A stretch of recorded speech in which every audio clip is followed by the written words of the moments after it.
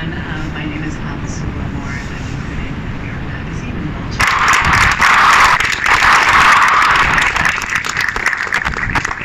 It being an enjoyable thing, you know.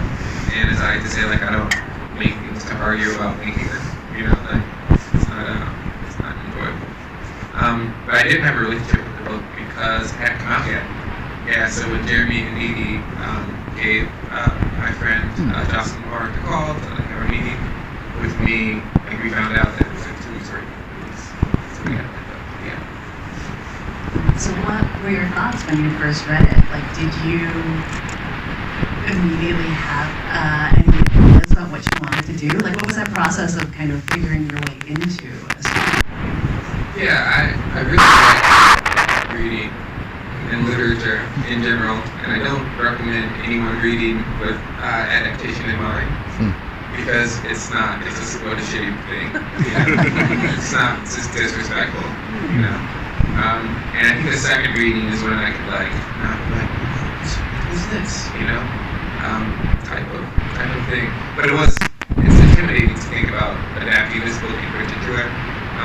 I think because, you know, while it is like American literature, it's such a familiar story, but done in such a sort of unique and economic way. It's so tightly woven that it doesn't lend itself towards taking parts. You know, like, and then it just quite wouldn't make sense, I think. So it was really intimidating. Do you communicate with the author also like, how much, or was this mostly your devices? Also,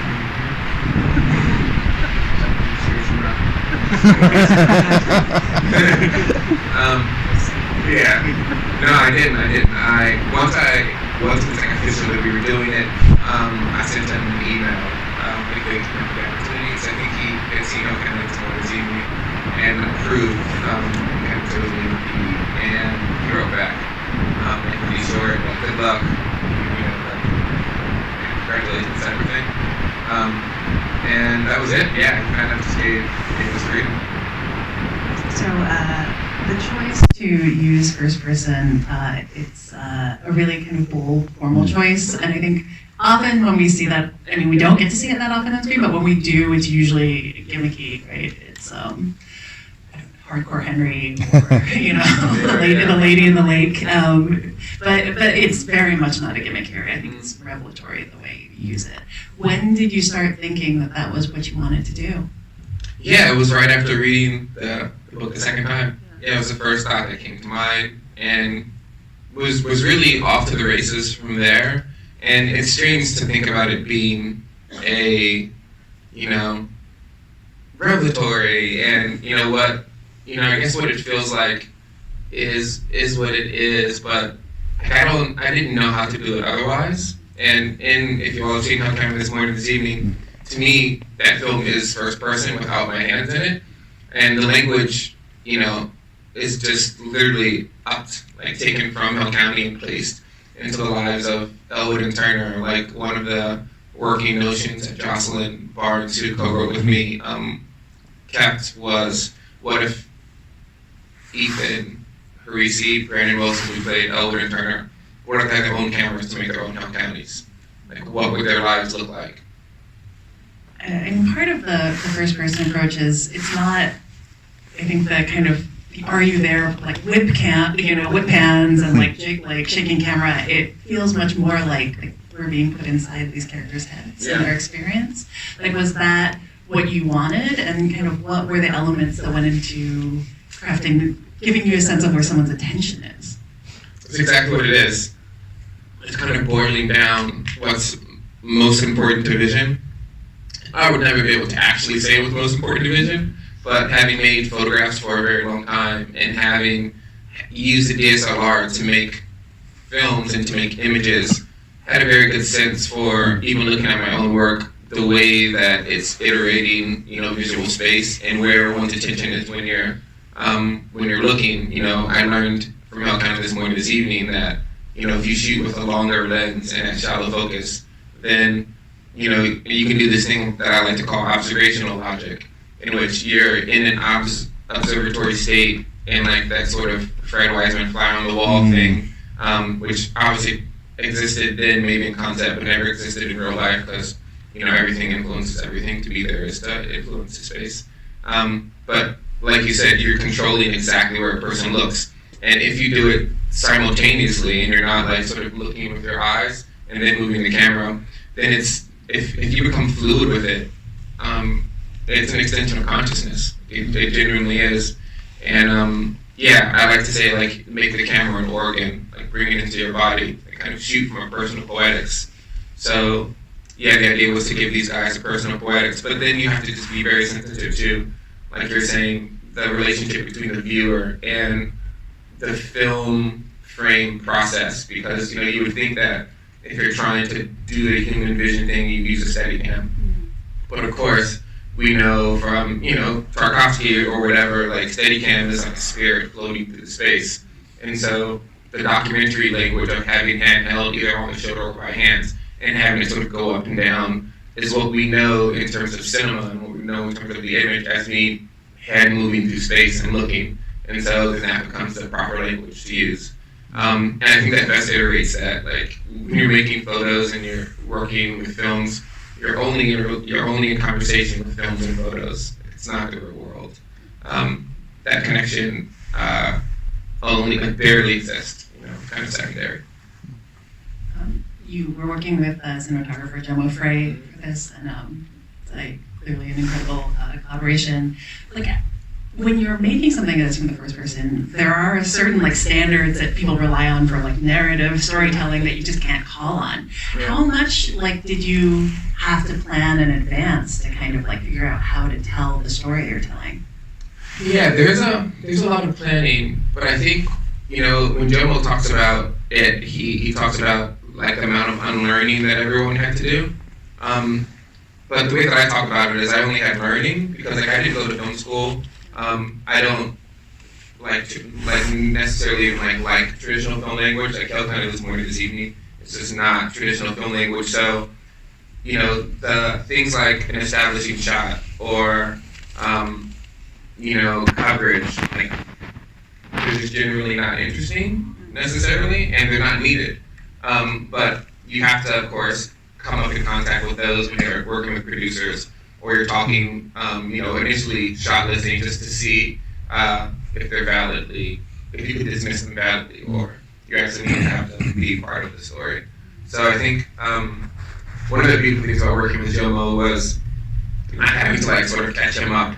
He was a fan of the other film I made, like knew my photography, and so we immediately started to, of course, move the language forward from the script, and we were able to come up with things like throat and gaze, which was a kind of breakthrough in the language because it was imagined as all oneers and single point perspective, one camera, but there's no way to cut, and so even every time we film a scene, like it takes 15 minutes to shoot a scene, and you don't have that much time.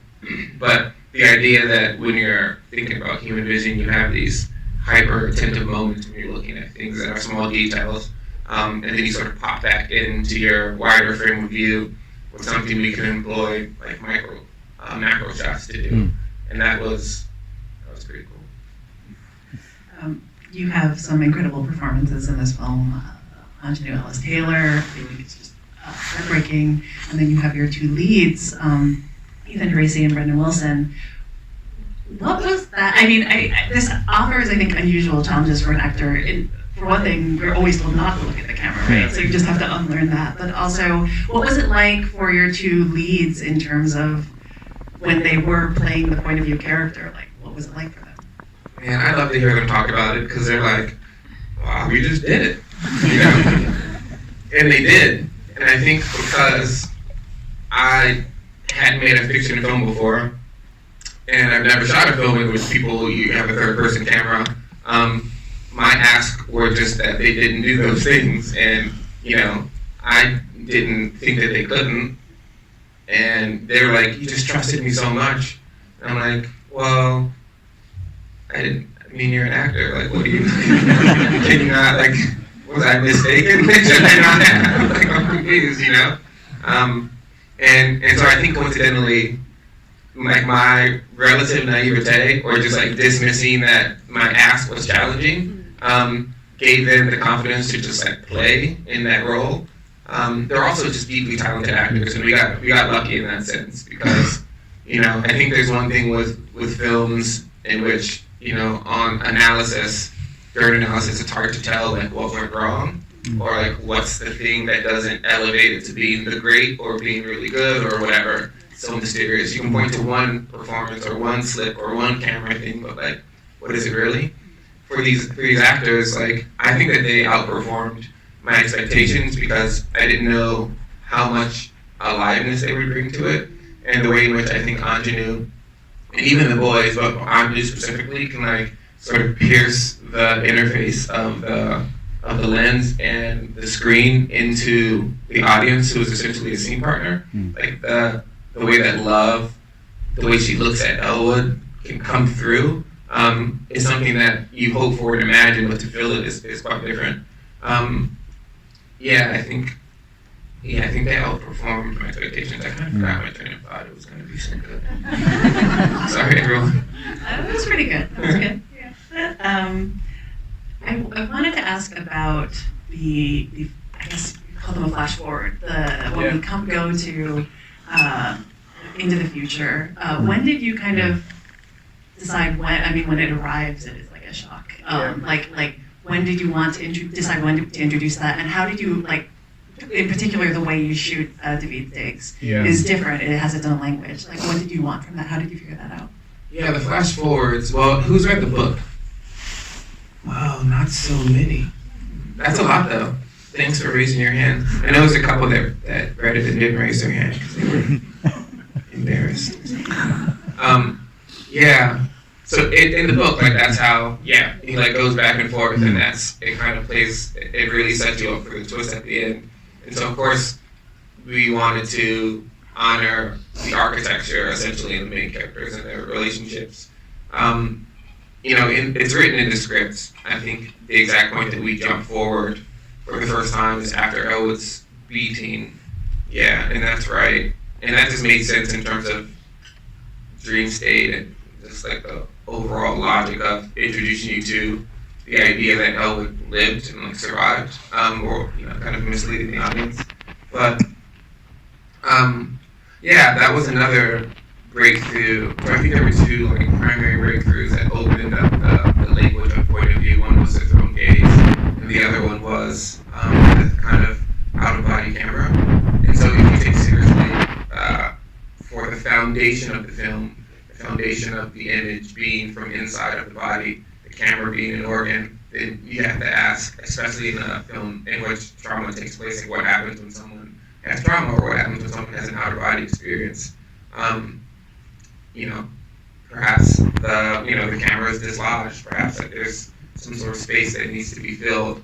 And it rhymed quite well with separating the present in nickel with the future, and then also gave us a visual form to collapse in order to display that adult Elwood was actually Turner. Because, of course, when he shot, the camera pops behind and Turner and he's running, and then it should hopefully click for the viewer. There was a real school that was the inspiration for the novel and the film, and I wanted to ask in that light, when did you always decide that you wanted to use archival material and footage and incorporate that in the film, and how did you arrive at how you ultimately used it?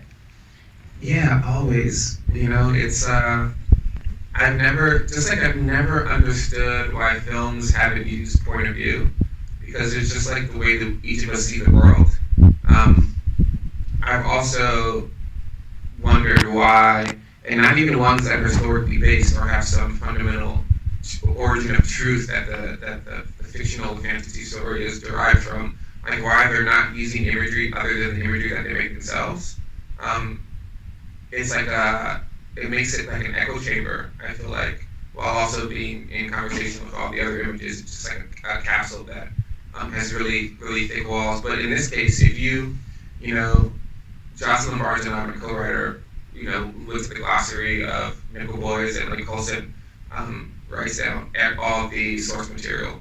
And there are two ones in particular. There's like, I always forget her last name, Robin something, wrote this book called Boys of the Dark, which is like a nonfiction account of the Dozier School Boys, and then there's this thing called the Dozier Document, which is a 150-something page forensic account of all the things that went down and the relationship between the graves and the White House. And you look at that document and you look at those images, and there's just nothing more powerful. Yeah, we're going to be making images about this story, but yet what I'm looking at here is more powerful in a literal sense than the fictionalized version of what we're trying to do.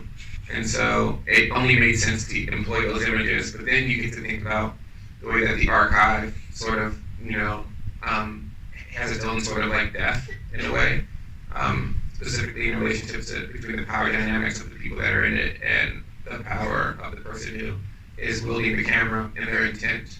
And so to kind of rescue the Dozier School Boys from that forensic file and give them life in this form, you also then get to ground the film in the real, which just makes what you're, going through emotionally more powerful when you see someone who actually went through it. So they were always incorporated, and the challenge was just doing it in a way that didn't feel like we were just doing it to do it. And then, of course, you see them on the computer, and then when I was getting beat, you see like the real Dozier School Boys.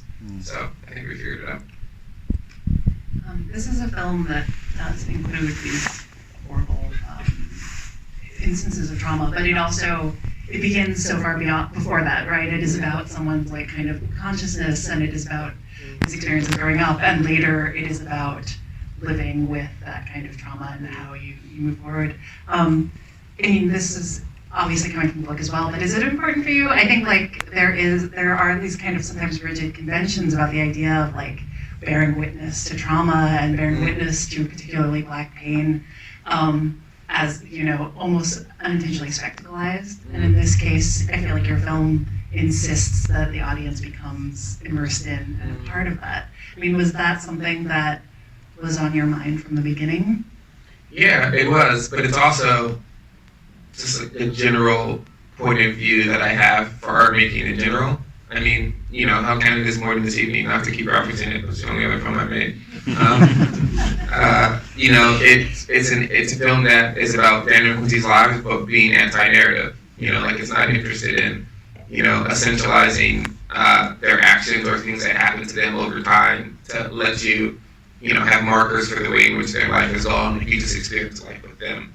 And taking that mode of not allowing for single incidents to override a grander, more cosmic, more sentimental, more in your own head relationship to the people's lives. Coming to this story was an opportunity to actually think about what it's like to have the camera inside of your body, which would mean that you're not looking at the trauma when it happens, because very rarely if someone's being beat, are you looking at the wound? Like you're not a spectator to your own violence. You're like trying to cope in those moments.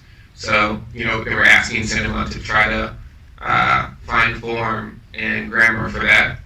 And then you're also allowed then to think that, oh yes, like the event of violence is only the beginning. And when we show those moments, it seems to override the aftermath because those images become so indelible. And then you're like, wait, the images are already in my head. Like, I don't even need to see them. And then you're like, well, why is that? Well, maybe, Black culture is over-indexed in images of violence. And so, yeah, it was definitely on our mind. Well, I think that's all the time we have. But maybe one from the audience. One from the audience? I always think just one, okay. But it's got to be a good question. You got to pick that. So if your question is good, that's a good question. Who has a very good question? This is a lot of pressure. Yeah, I know. This is why I didn't want to. All right, you guys thumb war for it. Wait, rock, paper, scissors.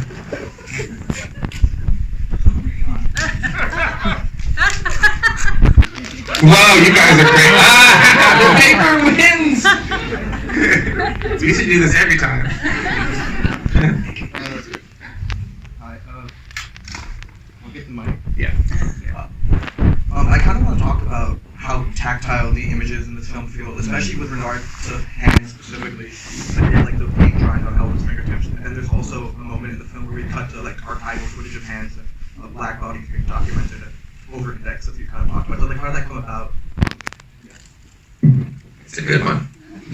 Chose well. Well, I'll answer kind of by not answering. I don't know if I felt like I have like the language of documentary, the language of documenting people. You're always looking for places where behavior manifests, and you have people's faces, you have people's elbows, their shoulders, and their hands.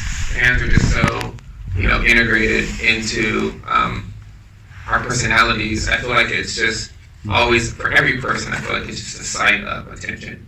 And so I'm unsure outside of that how important the touch is. I do think of cameras and photography as a type of touch. The gaze is a type of touch. I'm unsure if that's just me forcing a connection between fingertips and the visual process. But I will say that the images are, I like to call them they're epic banal.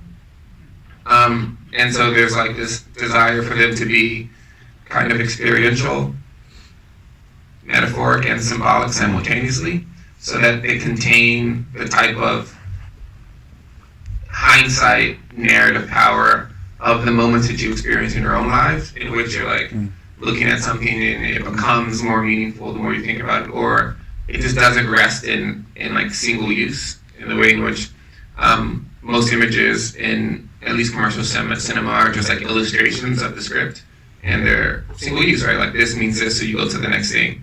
And in the context of people's lives, specifically lives that are over-contextualized with trauma and drama and violence, the epic banal to me is a space where there's a universal human connection. The universe is sort of encased in these small, tiny moments that brings a levity to the experience of the image that I think is what I'm most interested in, the poetry of that. And so I think those overlap with a little bit of what you're saying, because most of the archive that we're pulling from, rescue people from the archive, they're epic banal moments as well. Can I get a round of applause for